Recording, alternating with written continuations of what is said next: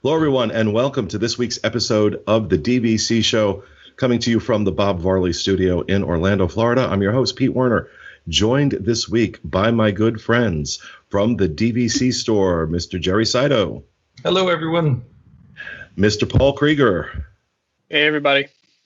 Joining us again this week, webmaster Doc on the boards, Rob Lindsay. Hello. And producer Craig Williams. Hello. And before we get started, folks, just want to remind you this show is brought to you by DVCstore.com, among the oldest companies selling, if not the oldest, selling DVC resales. Is that correct? I think we are the oldest. I mean, 26 years, 1994. So we really were the beginning of all of it. I think Tom, my broker, got a call from Disney regarding a seller needing to sell. Tom had the timeshare store and was able to help that seller out. And from there, that's where it started. Wow. 26 years. That's it. Been around longer than I have, and that's saying something. So if you are interested in selling your DVC contract, that may be because, in the current situation, you could use the money, or maybe you like your contract, but there's another one that's more attractive, and you'd like to go ahead and sell the one you have and buy a new one. DVC Store can help you out with all of that. Visit them, dvcstore.com, or give them a call, 1-800-550-6493. Did I get that right? That's it. All right. Yeah. You'd think by now, we've been doing this a year, these shows, you'd think by now I'd have it, solidly committed to memory, but then you'd be giving my memory more credit than it's due. So, all right, this week we're going to talk about a topic that I know very little about, and that is Hilton Head. We get a lot of people asking us to do shows on Vero Beach and Hilton Head, and as one of the reasons I really wanted Rob Lindsay to join us, because Rob Lindsay basically lives there. He's in that neck of the woods. He's been to the resort many, many times. He knows what goes on there. Jerry's been there many, many times. I was surprised in the precursor to this show, as we were chatting before we started recording, that Craig apparently has been there many times, which I was not aware of. Paul and I are actually in the minority in this group. We have not been there. So I'm going to start out with you, Rob. Just tell us, what do you like about Hilton Head? It's not something like I feel like I really need to go. So convince me, why should I go to Hilton Head? Well, the island itself is a beautiful location, the palm trees and all the typical landscaping, but the resort is unique in that it's on an island. It's on a small island in the marsh, and it's a tidal marsh, so the water in there rises and falls with the tides. It's a beautiful setting. It's not on the beach, so that's one negative for many people. But it's about a mile from the ocean, and they provide a resort shuttle to transport guests back and forth, and that facility is on the beach. It's got a snack bar there. It's got a little bar, and it's got a pool setting as well as some meeting rooms. So there's lots of activity down there, but it's just a beautiful setting. Hilton Head is a great location. About 300 different restaurants, or at least before the current situation, there were about 300 restaurants on the island. And it's just the weather is great year round. Nice setting. All right, Jerry, why should I go to Hilton Head? Well, so I absolutely love it. I mean, as Rob was saying, the views that you get, I mean, it's set on its own island within Hilton Head. So you have this, on a marsh, but essentially you're watching, nature around you. You've got, the birds coming in and flying through. You've got, a waterway where you can watch different boats going through. I just think in general, the setting is beautiful, but then the island itself is foliage everywhere. It's not like a normal city. Everything, trees everywhere, paths for bike trails. So it's very natural, very beautiful, very relaxed. As far as a foodie location, if you'd like to go out to eat, some great, amazing restaurants all over the island. The beaches, if you do take the shuttle over to the beach is 200 yards wide. It's a huge beach. It's not like some of the Florida beaches, which are 25 yards before you hit the water. So you've got these big stretch beaches, and then a lot of it's hard packed, so you can ride your bikes. I mean, it's just a great place. It's for food, for entertainment, for exercise, for golfing, for all kinds of things. There's just a lot to do. It's great. Okay, well, food. After that, I'm like, okay. Craig, like I said, I was very surprised to hear that you'd been there several times. I didn't know that. Why? I don't know why my family grew up with Hilton Head, but that is like, we literally, through pretty much all my childhood, that was our every other year vacation spot, mixed in with Disney, random other places from time to time. And it's a nice little getaway where once you're on the island, everything that you would possibly need is right there for you. And so you can have a very affordable vacation there, but then also you have the option to dine out, and it's a getaway like what you would want, especially in regards to with like a DVC stay. But I'm going to sound like a broken record with Rob and Jerry on it, because it really is it's a very interesting setting. I've been very open on many shows. I hate the beach. I am not a beach person at all. It is the last place I want to go on vacation. Living in Florida, I rarely, maybe twice a year, I will actually go over to the beach. But Hilton Head's environment is just so unique in that you do have the areas that are very marshy and swampy. But then once you get over to like where Disney has their beachfront location, and that's Palmetto Dunes stretch, right? Yeah. Yes. And once you get over there, then that's where all the big resorts are. And and over there, it feels like a clean beach. It doesn't have that like feeling of like a Miami beach where it's like just really flashy and overrun. It's still a very, very calming location. And then golfing there is great. I love playing tennis, so I always make sure that I have my racket when I'm there too. It's got everything you could want in a vacation place. Paul, have you ever considered going to Hilton Head?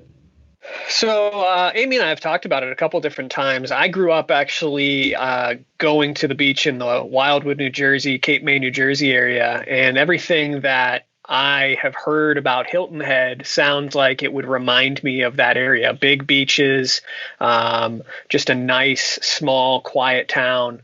And so we've discussed a couple times about, even if it's just a short weekend getaway, to get down there and enjoy what Hilton Head has to have to offer. All right. Now, correct me if I'm wrong, but from my understanding, it's a big golf area, right? Yeah. Yes. That's what drew me. Yeah. So Jerry, you're a golfer. Yeah. Talk about the golfing. I mean, it's phenomenal. I live in Orlando, and there's hundreds of golf courses available in Central Florida. So for me, going somewhere else to play golf, there's plenty of golf here. I don't need to. But that's what really drew me into Hilton Head. I wanted to go play the Harbor Town course. I just wanted to see something different. And then when I got up there, I ended up playing, there and multiple other places. And it was, the golf there is fantastic. They maintain their courses great. There's plenty of options for all different budgets. So, if you're into golf, you would definitely enjoy Hilton Head for sure. Rob, you golf as well, don't you? I do not. I play tennis. Oh, that's right. You're a tennis player. God bless you. People are too active for me. So for somebody like me, I'm also with Craig. I'm not a beach guy. Last time I went in the ocean, I cracked this joke a lot since I regained weight. Last time I went in the ocean, a Japanese trawler tried to harpoon me. So I'm not a beach guy.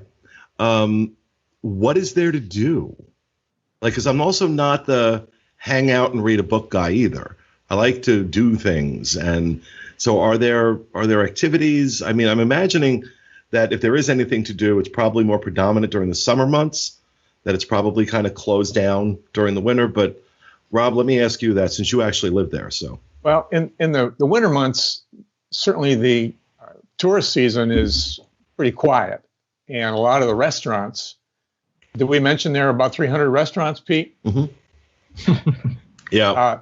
A lot of the restaurants have really catered their, no pun intended, catered their menus and their pricing to the locals to keep people coming into to support the restaurants. Now, that's been a challenge the last couple of months here. Like Orlando, outside dining just started last week.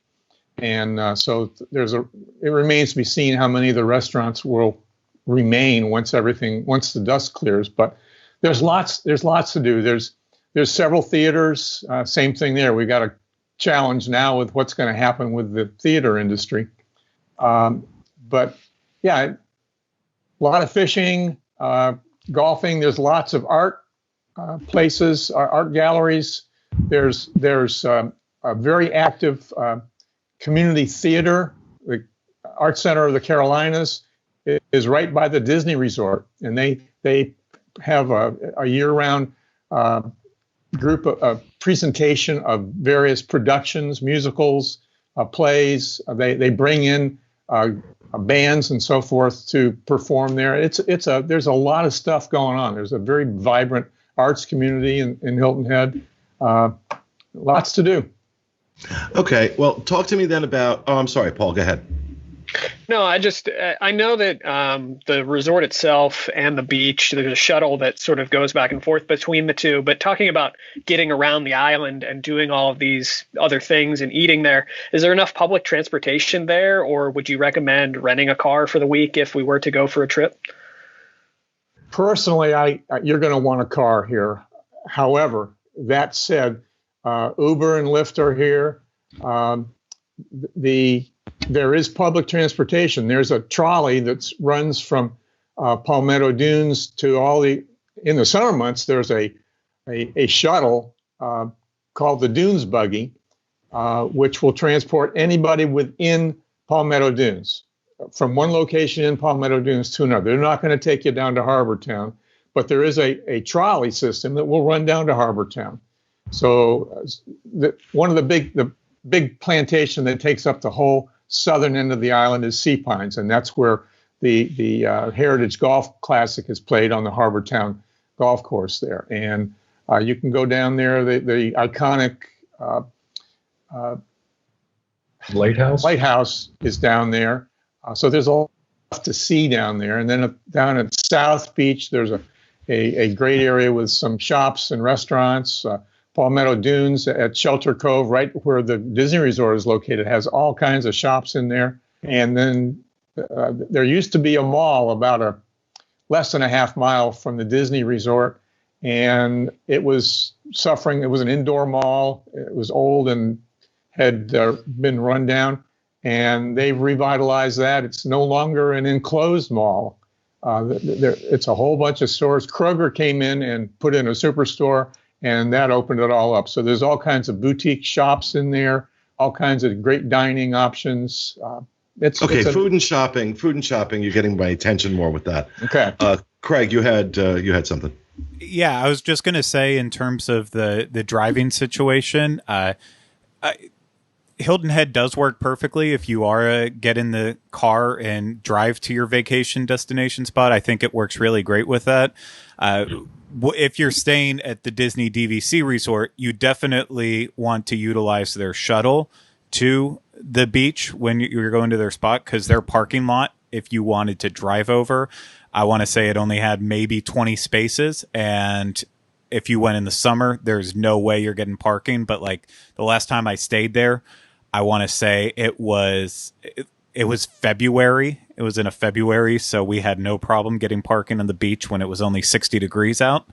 But in terms of like getting around beyond that, the one time that I went with friends, it was pre-Uber and ride sharing, and so we basically bartered with the taxi drivers the entire time we were there. And I want to say the most we paid one way for a trip was maybe $15, and a lot of times we would. It's terrible to say now, but we were early 20s, and we needed to get around because we were out drinking and didn't want to be irresponsible and drive. So we'd just get in and say, okay, $12, and then be like, we'll give you $8 after we already got to the places. And they were very open to that too. But I wouldn't recommend that route. But all right, talk to me about the resort itself. Obviously, it's a Disney Vacation Club resort. So talk to me about how it compares to the other ones, in particular the ones in Walt Disney World.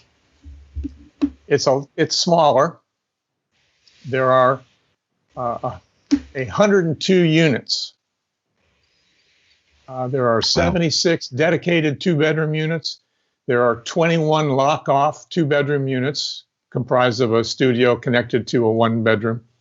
There are 5 grand villas, and that's it.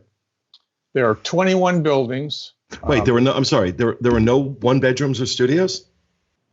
Not dedicated.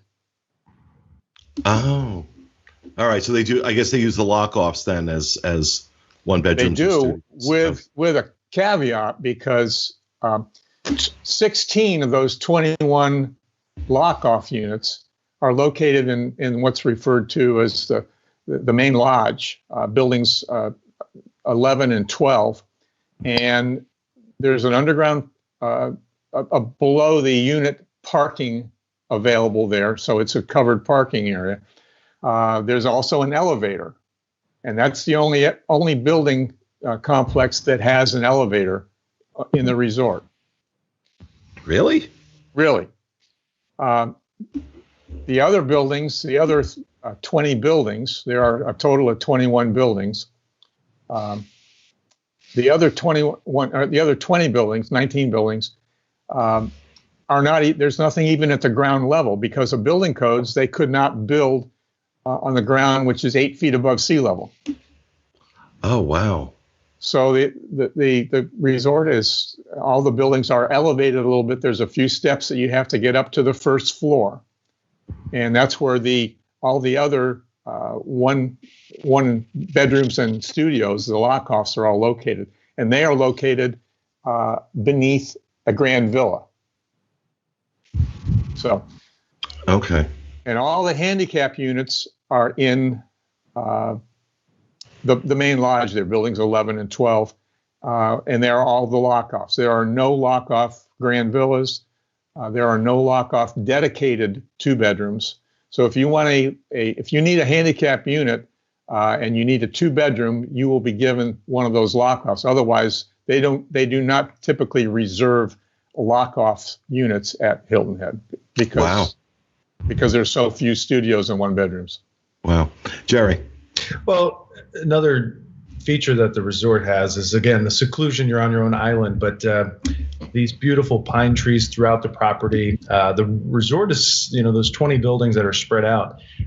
There's like a common area within the middle of them, and they sometimes, they have like horseshoes where you can play, or they've got games for the kids, or just a lot of space where you're not, even though you're on this piece of property, you're not like right on top of everybody else. So it is very well spread out. And even if you spend a day at the resort, there's a lot of activities that they offer at the property, shuffleboard, horseshoes, fishing, just different things you can do. So the resort itself is just a nice setup. It's a little different than the Florida properties, the way they, because just by design. But anyway, it's a great resort for. What's dining like?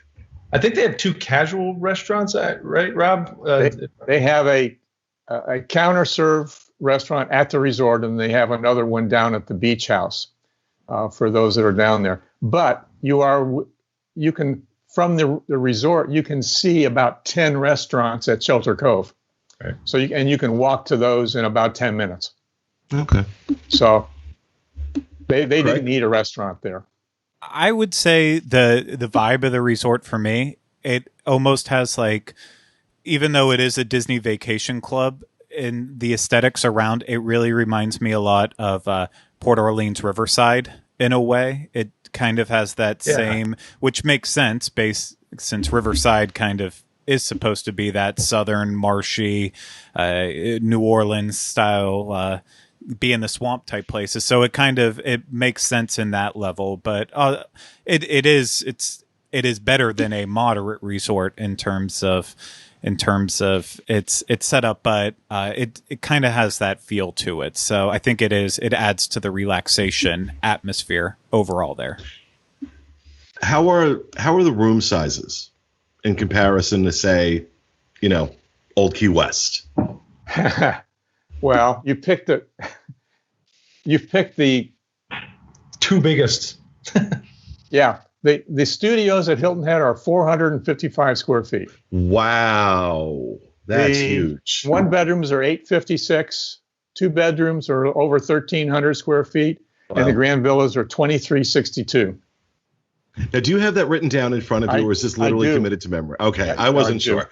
Because you've been doing this so long, Rob. I mean, you're one of the originals, so I didn't know if you had it committed to memory. Those are decent size. They're all nice size. The one thing that we haven't talked about yet, and I may be stepping on something you've got on your list, but the cast members at the Hilton Head Resort are just cream of the crop. Of course, there's no theme park where the guests staying there are going to go off to and spend the day there. But there's a themed swimming pool. The theme of the resort, by the way, is a hunting and fishing lodge from the 1930s. And there's a gathering area right outside the check-in area. Big Murgy's Den. Big Murgy is the legendary bass that everybody wants to catch there. But there's a den there with a lot of Disney memorabilia. There's pictures of Walt Disney's family, and it's a unique little relaxing place. It's just a lounge for guests staying there. But the cast members, the recreational staff members, are just wonderful. They get a bunch of college kids in there for the summer that are so enthusiastic, and they have all kinds. They have a kids' night out. They take them to the movies, so that the parents have an opportunity to enjoy some of the adult activities available in the island. So they've got canoeing, they've got kayaking, they've got crabbing and fishing. There's a dock there. Shelter Cove offers Dolphin Watches. We have about 300 resident dolphin that are here year round. And this time of the year, we're getting families of manatee that migrate up from Florida, and they're hanging out around the resort. It's not unusual to see the dolphin right from your window at the resort. Wow, manatee. Really? Oh, it's just amazing. Paul, this sounds like something you and Amy would love. It does, and as we were sitting here, I actually pulled up the page and started looking at point charts, and I mean, points actually start as low as 6 points per night for a studio accommodation. On average, you could get a deluxe studio for about 95 vacation points for a week. But even looking at like the 3-bedroom Grand Villa average, 409 for a week. That's really good. Head, which is just unheard of. I mean, you'd spend that for maybe 2 or 3 nights at Walt Disney World. And how is availability at Hilton Head? I mean, obviously it's going to be worse in the summer, but I mean, is it, Jerry? So the off season, it's not difficult at all to get a reservation. You really can book. You were mentioning the point charts, Paul. I've been to Hilton Head in January, and it was like 50 something points for the week in a studio, and the weather was 65 and 70 degrees. It was perfect. I was like, how is this the off season? I mean, it was amazing. So anyway, the availability in the summer, though, it's almost impossible. You really do have to book 11 months out, or at least as close as possible to 11 months to even have a chance. Paul? Going back to the weather real quick, if we were to plan a trip, say midwinter or something, how bad does it really get there? This winter, I don't think we had a day where it was below freezing. I take that back. We had a couple of frosts overnight, but we never had a day where it didn't get above freezing. Usually it'll be in the upper 30s, low 40s, and then the highs will get into the upper 40s. That's a bad day. But as Jerry suggested, there are a lot of days when it's 65 or 70 degrees here in January and February. Yeah. I'm sorry, Paul, go ahead. I enjoy, I mean, I love going to the beach, but at the same time, I could view this resort as a place where I'm just happy chilling out and not doing much of anything and just relaxing for a week or so. See, I thought one of the reasons I wanted to do this show was, we're looking at when we're recording this, which is May 8th. Probably won't be up. This one won't be up for a couple of weeks.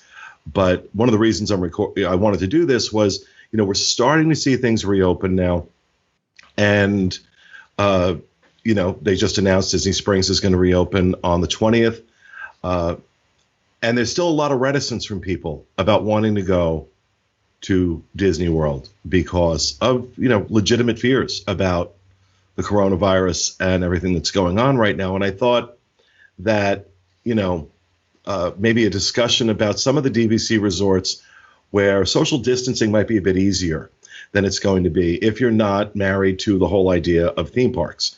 We've talked about doing, resort only stays as DVC members. That's something we kind of have the luxury of doing because we go so often, we go back so much. Am I off there, Rob, in thinking that it might be a bit easier to do a Disney quote unquote vacation at Hilton Head and maintain? It'll be a little bit easier to maintain some of that distancing. Absolutely, because the resort is rather compact and yet it's very spacious. You're not going to be running into people. It's not like going into a theme park. This is a resort where you are in full control of your surroundings at all times. I think 12 of these villas or the buildings have a marsh view. So you're looking out over this marsh setting, which is so serene. And you can sit on every room has a balcony. So you can sit on your balcony and just look out over the marsh and vegetate if that's all you're interested in doing that day, or you can take a walk. It's quite an area for relaxation and staying away from people. Okay. Awesome. All right. Well, thank you guys for joining us for this. Thank you for being a part of our show as well. That is going to do it for this episode of the DVC show. We hope you enjoyed it, and we'll see you again next week. Have a great week, folks.